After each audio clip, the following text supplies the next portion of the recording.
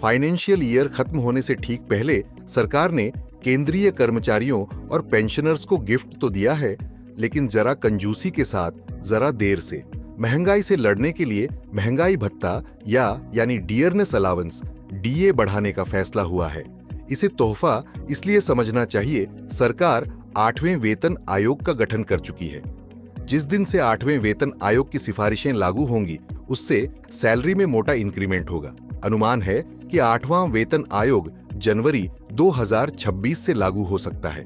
अभी जो डीए बढ़ा है वो पुराने यानी 7वें वेतन आयोग के नियमों के तहत बढ़ा है। सरकार ने 2% डीए बढ़ाने का ऐलान किया है। अभी जो 53% डीए मिल रहा है वो बढ़कर 55% हो जाएगा। 2% बढ़ा हुआ डीए जनवरी 2025 से लागू होगा। इसका मतलब है कि जनवरी, फरवरी, मार्च 3 महीने का एरियर मिलेगा। 2% बढ़ा हुआ डीए और एरियर अप्रैल वाली सैलरी में आएगा। डीए बढ़ने से समझिए कि सैलरी में कितनी तरक्की होगी। अगर किसी केंद्र सरकार के कर्मचारी की बेसिक सैलरी 18,000 है तो अब तक 53% डीए के साथ 9,540 मिलते थे। सैलरी हो जाती थी 27,540 रुपए। अब 55% डीए के साथ यही रकम 9,900 हो जाएगी, यानी 18,000 बेसिक वाले की सैलरी होगी 27,900 रुपए। 18,000 की बेसिक सैलरी पर हर महीने 2% यानी हर महीने 360 रुपए की तरक्की हुई है। 3 महीने का एरियर मिलेगा 1,080 रुपए। सैलरी में एनुअल ग्रोथ बन रही है 4,320 रुपए।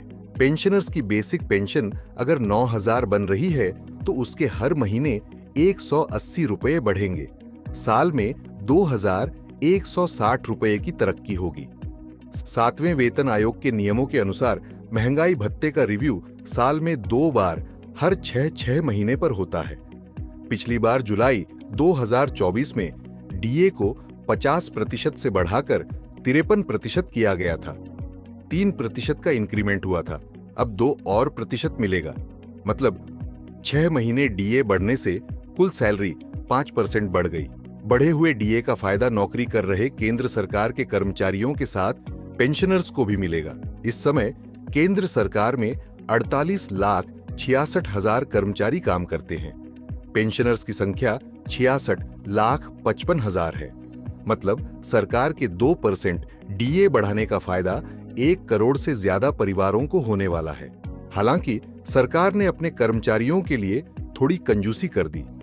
फाइनेंशियल एक्सप्रेस की रिपोर्ट के मुताबिक 7 साल में पहली बार इतना कम डीए बढ़ा है। ट्रेंड है कि 7 साल से सरकार कम से कम 3% का डीए बढ़ाती रही है।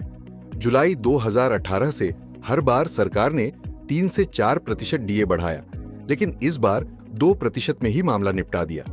ये ऐलान भी होली दिवाली से पहले हो जाया करता था, लेकिन इस बार होली के बाद ऐलान हुआ। 8वां वेतन आयोग से पहले दिवाली के समय एक बार और डीए बढ़ना चाहिए,